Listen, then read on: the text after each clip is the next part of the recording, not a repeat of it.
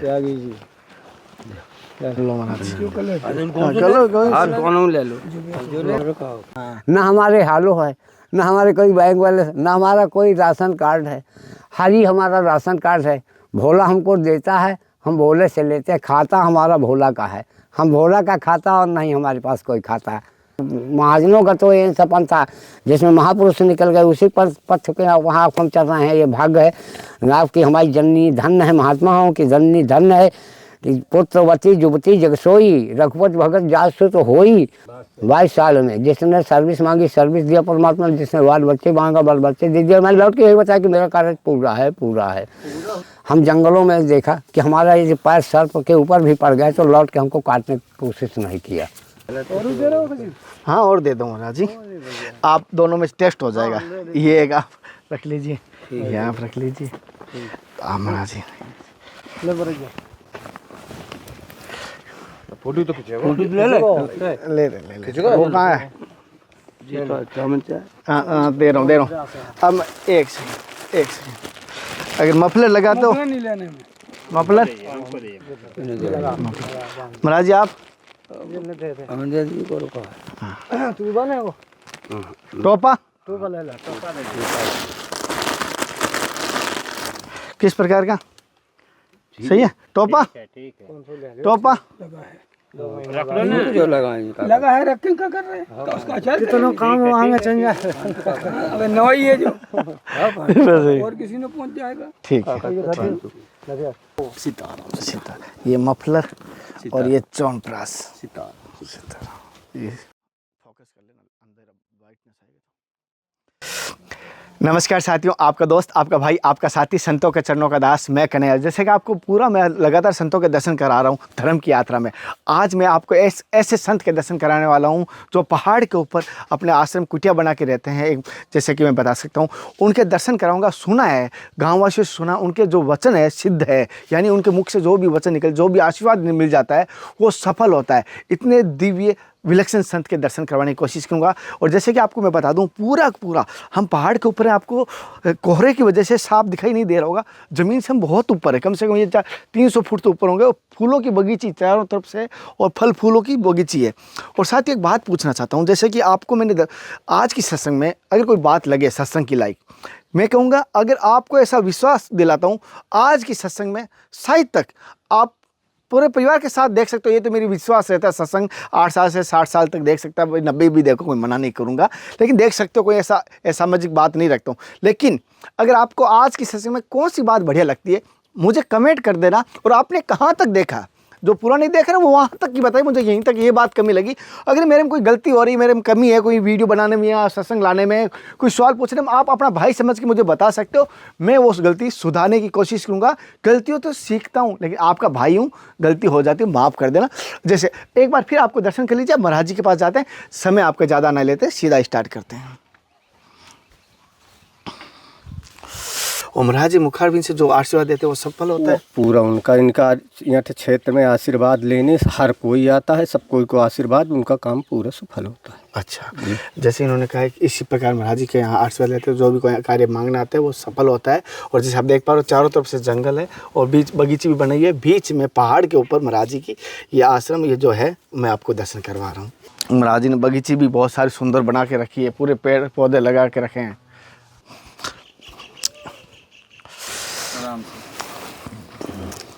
जय गुरुदेव। महाराज जी जैसे कि कोई भी अगर बात करें कहीं पर भी जाते हैं, लेकिन एक सबसे बड़ी ग्रंथों में बहुत सारा लिखा होता है, लेकिन एक अनुभव के आधार पे एक अलग निर्णय मिलता है। तो जैसे आपके अनुभव के आधार पे आज समाज को आप संत हैं, और संत हमारे जीवन में बड़ा महत्वपूर्ण भी होते हैं और समाज को सही दिशा देने के लिए आपकी तरफ से हमारे सभी भक्तों को सत्संग के रूप में, आध्यात्मिक रूप में क्या कहना चाहेंगे? जी, जो आप बोले ना कि संत हमारी सनातन धर्म की रीढ़ हैं, वो सच है। संत का जीवन ही परमार्थ के लिए है। आप देख रहे हैं इस जंगल में आए तो आपके जो बगीचा दिख रहा है आम का, वृक्षों का, तो ये सब परमार्थ के द्वारा खड़ा कर दिया गया। नहीं एक जंगल में हम वीरान जैसा हो गया था। जगह से आपकी सुरसरी गंगा है, इन गंगा के बच बचाव का, जनता के मनोविकारों के बच बचाव का महात्मा का धर्म कर्तव्य है कि अपना कष्ट साइकिल सदमार्ग उनको दिखावे। जैसे अब आप पधारे हैं, हमारा धर्म बनता है कि आपकी इनके प्रकार हमें सहायता करना चाहिए। और साधु का जीवन ही है साधना से रत होना चाहिए, परोपकार की उसकी भावना होना चाहिए। पर ही शरीर धर्म नहीं भाई, पर पीड़ा सब नहीं अखमाई। हम महात्मा जंगलों में हैं, एक तो परम शांति है, नैसर्गिक सौंदर्य है यहाँ पर, यहाँ का वातावरण जो है अति सुखद रहता है जी। अच्छा महाराज जी, से आप बच्चापन से संत हैं या गृहस्थ का पालन करके आए थे महाराज जी? नारायण पहले हमारा विद्यार्थी जीवन रहा, सन 82-80 में हमारा इंटरमीडिएट हुआ। इसके बाद विद्या अध्ययन करने की और ज़्यादा चॉइस रही। आगे न बढ़ पाने के कारण फिर हमें अंत में यही लगा कि जीवन में है क्या सच, तो यही अर्थ से बचपन से लगा कि यार हरि भजन सच है, और यहाँ वहाँ की माया जाल में फंस जाना, काम क्रोध लोभ आदि द्वंद्व है, प्रपंच है जगत, जगत मिथ्या, जगन मिथ्या, ब्रह्म सत्यम है। तो जब आभास हो जाता पूर्वजन के पुण्यों से या माता पिता के पुण्य संस्कारों से या सदगुरुओं की कृपा से, और जब क्षण आ जाता तब जाकर के कोई दिव्यात्मा जीवात्मा महात्मा हो जाती है जी। तो ऐसी कोई घटना घटी है, ऐसे ही पहले से कर रहे थे? घटना तो हमारे जीवन में ऐसी कुछ नहीं घटी।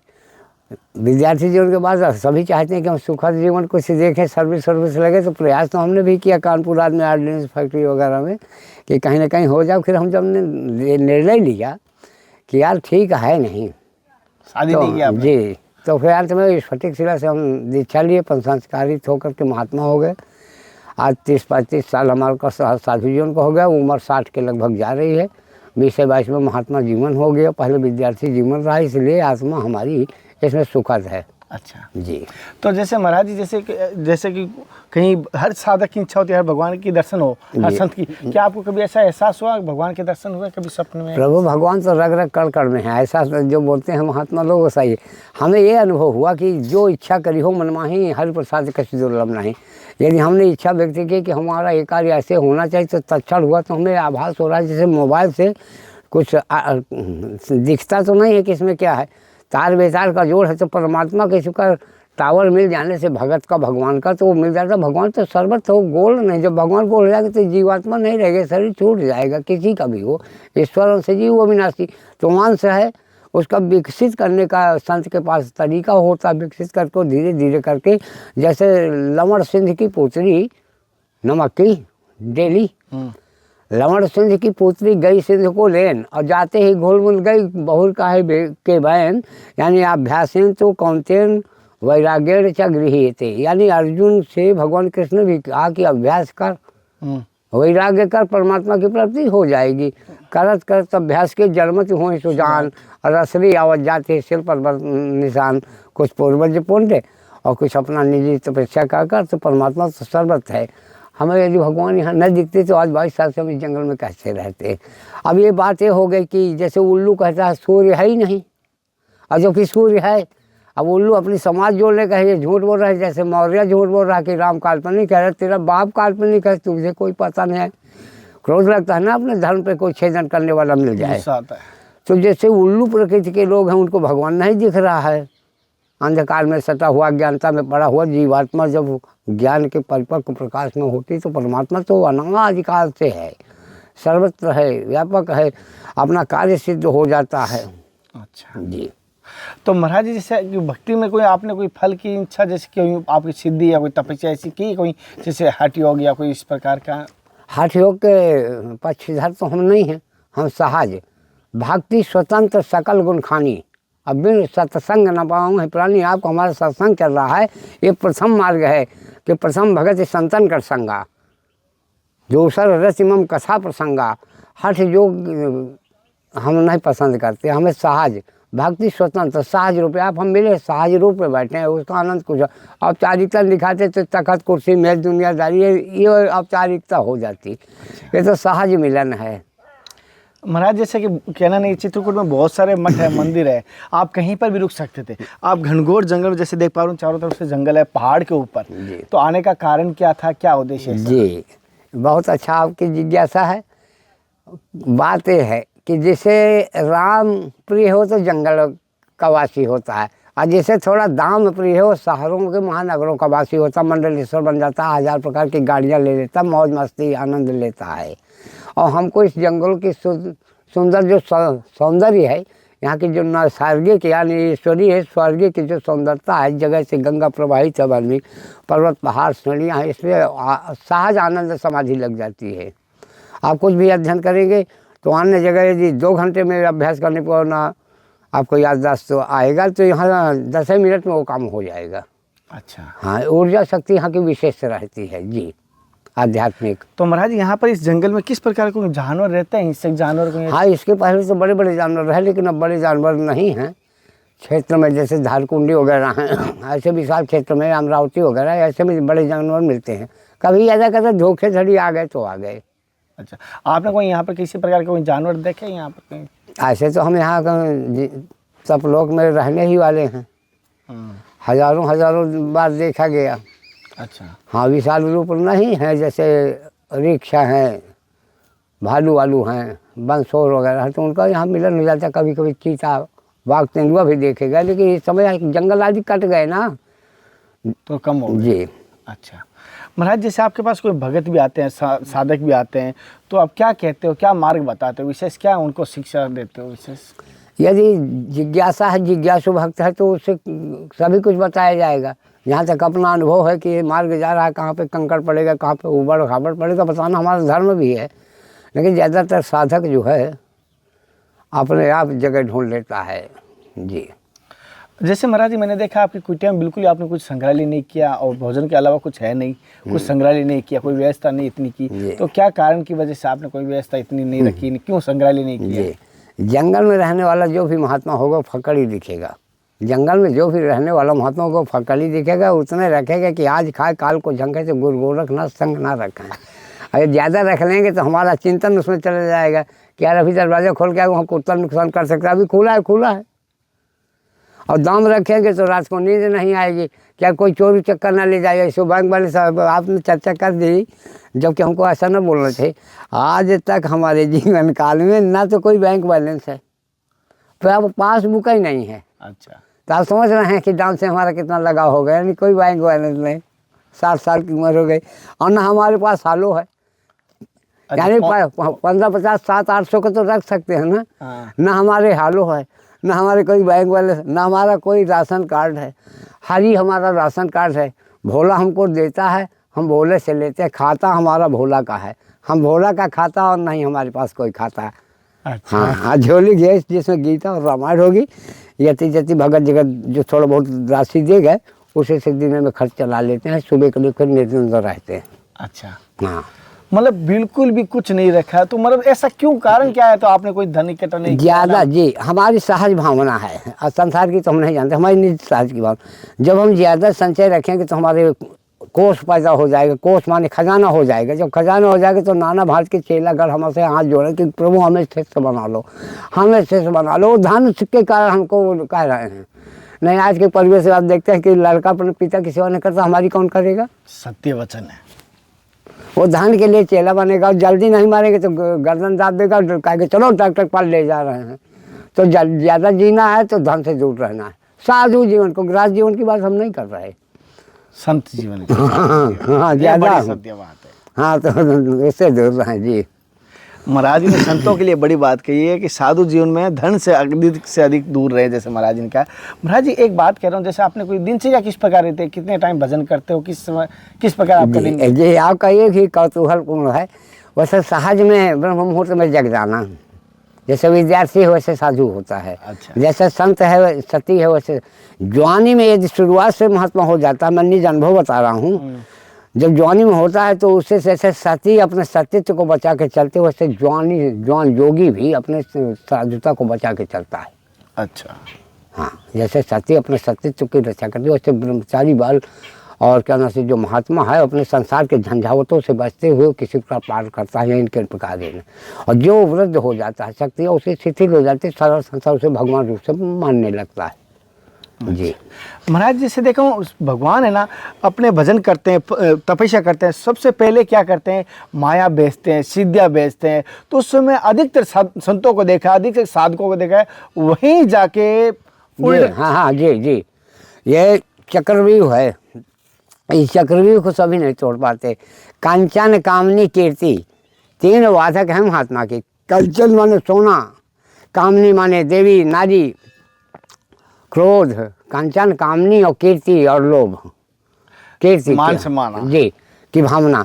और जब इस तीन फाटक को चारों फाटक को तोड़ देता है जीवात्मा तब जाके रम में पहुँचता है। जैसे कर्म प्रधान विश्व कर ही रखा तो कर्म में तीनों समाहित है। का से कपट रूपी कपाट जब खुले कंचन कामनी कीर्ति का दरवाजा हटाए तो फिर रम पहुँचेगा। रम क्या? पीने वाला रम नहीं, यस्मिन रमन्ते योगिनो यस्सा रामा। जो योगी मात्र में प्राणी मात्र में रम रहा अणु अणियान महतो महियान ऐसा वेद जिन्हें बखानते हैं हर व्यापक सर्वत्र समाना गोस्वामी तुलसीदास जी संकेत करते हैं वहाँ उस स्थिति में तभी जीवात्मा पहुँचेगा। दरवाजा बंद है कपट का। मोह कपट छल छिद्र न भावा निर्मल जन्म सोम हुई पावा। जिसके अंदर कपट नहीं रहेगा परमात्मा को तत्काल प्राप्त कर लेता। भगवान स्वयं अपने मुखारबिंद से कहे हैं कि काम क्रोध मद लोभ नाथ नरक के पंथ। और आया है कि जाके हृदय में काम क्रोध मद लोभ न जाके तात निरंतर बस में ताके। जिसके अंदर काम क्रोध लोभ मद नहीं रह जाता वो परमात्मा स्वयं कहते हैं मैं उस जीवात्मा को उस महात्मा के वशीभूत होता हूँ। जिस बात मुझे नचाता उस बात मुझे नाचना पड़ता है। हमने अपने जीवन काल में देखा कि हमको जब भी जैसे अब आप आ गए हैं यहाँ ठहर गए हैं और आप रुक जाएंगे तो आपका सारा प्रबंध हो जाएगा। भाई हमारी भी इच्छा बोले कि इनको ठहरने रहने के लिए कुछ करना पड़ेगा तो ऑटोमेटिक आप जैसे भगत जगत कुछ न कुछ दे ही जाते हैं। तो हम जानते हैं देखो परमात्मा लगा हुआ अपनी ड्यूटी में। महाराज जी ऐसा कभी हुआ कि यहाँ पर जैसे आपके भोजन प्रसाद की कभी ऐसा हुआ कि आपके 3 दिन से ज़्यादा भूखे रहना पड़ा मजबूरी? हाँ तो अपने से क्या कहें, परमात्मा नित्य है जगता है। एक कहावत है देहाती मसल कि भगवान सोता माने भूखा जगाता है और भूखा सुलाता नहीं है। यानी जीवात्मा को जगा तो देगा ब्रह्म मुहूर्त में उठो कर्म में लग जाओ और जब सोएगा तो उसको कुछ न कुछ प्रसाद दे के ही। महाराज जैसे अभी आपने बात कही थी वो बात याद आ गई जैसे कि काम क्रोध लोभ ये सब नरक के पंथ हमें पता है फिर भी हम इन्हें बहुत सारे गस्त कहूँ बहुत सारे संत महात्मा को कहूँ छोड़ नहीं पाते इनको। ये उसका कारण है जी। अब सत्संग की कड़ी आपने छेड़ दी तो हमें भारी आनंद आ रहा है। और जैसे हम इस संसार रूपी अंधकूप में कूद गए हैं माया के बस झोंक दिए गए तो हम जितना गहरे दलदल में आ चुके हैं अभी हमें उतना गहरा दलदल पार भी करना है। अख्तियाना नहीं कि हम 3 महीने से दाढ़ी रखा लिया महात्मा हो गए बोले भगवान हमको नहीं मिल रहा। अरे क्या नहीं मिल रहा है? अभी तुम बहुत नीचे हो, आओ तो प्रकाश में। जैसे परीक्षाएं होती हैं 1 से लेकर के माने एम.ए. B.Ed. D.Led उपाधियाँ बड़ी बड़ी तो उसको समय लगा ना। वर्ष के वर्ष बीतते गए तब जाके वो IAS बनता है। सत्य वचन। तो पहले बीच में अख्तियार जाए 8 का विद्यार्थी वो गुहार मारे कि मैं प्रोफेसर क्यों नहीं बन पाया है। प्रोफेसर तक पहुँचना पहले तब तो पहुँच सकते इसी भक्ति मार्ग है। ज्यों ज्यों आत्मा निर्मल होगी मन की इकाई हटती जाएगी त्यों तो उसको अपना स्वरूप दिखते जाएगा। गुरु जी जैसे मैंने संतों से सुना है कि अगर साधक या संत होता है कभी कभी वो मछली की तरह बिना पानी के मछली कैसे तड़पती है कभी कभी ऐसे साधकों को संतों को तड़प होती है भगवान ऐसी कभी आपके ऐसे जीवन में? हाँ ये आपने जो कही वो अच्छी बात है। जितने उतूहल होगा जितने भगवान से मिलने के जैसे अब हमारा आपको मान लीजिए मिलन हो गया और हमारे पास साधन नहीं आपको बुलाने का और समय आने पे हमारे हृदय में आकुलाहट हुई कि यार सब तो आए पे वो ना आए और आप अचानक आ जाएं। ये ईश्वरीय लीलाएं हैं। जा पर जही कर सात सने हो असोते ही मिलई न कछु संदेह। तो जीवात्मा और परमात्मा है एक। यदि जीवात्मा परमात्मा से मिलना चाहते तत्क्षण हो जाएगा तो तत्क्षण मिल जाता परमात्मा। कोई युग नहीं लगते कोई इसका समय अवधि नहीं है। अच्छा महाराज जी जैसे अब जिसने जो फल खाया वही बता सकता है कितना खट्टा कितना मीठा है। तो आपके जीवन का सारांश क्या निकला? आप तो अब 30-40 वर्ष हो गए आपको इस मार्ग पे आए हुए तो सार क्या निकाला जीवन का? हमारे जीवन का सार यही है कि जगत मिथ्या है जगत मिथ्या है स्वप्नवत है। इसमें स्वप्नवत हमें कार्य करके अपना समय कार्य पार कर लेना चाहिए। शांति हरि ओम तत्सत यानी शांति तभी आती है जब हृदय के ये जो विकार घुसे हुए हैं काम क्रोध मद लोभ आदि जैसे महाशत्रु ये शांत हो जाए और परमात्मा आ जाए। भाई काम हटेगा तो राम डटेगा और राम है तो लेकिन आच्छादित है। जैसे पर्दे में पर्दा लग जाता है रामलीला में तो पर्दे के अंदर हैं अंतर क्यों लेता है तो लेकिन पर्दा हटे। सदगुरु कृपा से ये अज्ञानता का जब पर्दा हट जाता है तो परमात्मा मिल जाता है। नहीं जीवन में क्या है पुनरपि मरणम पुनरपि जन्म पुनरपि जननी जठरे सैनम यह संसारे खल दुस्तारे कृपया पारे पाए मुरारे। ऐसा भगवान से आज गुरु शंकराचार्य कह रहे हैं वेदांत में भी देखिए तो आया है कि औंधे लटकना नरक में रोते हुए जन्मना, पग पीटते जाना यहाँ अंत में मर जाओना। तो क्या लाभ है ऐसे जन्म से जहाँ दुख बारंबार है, ये जग सब निस्तार है, ईश्वर भजन सार है।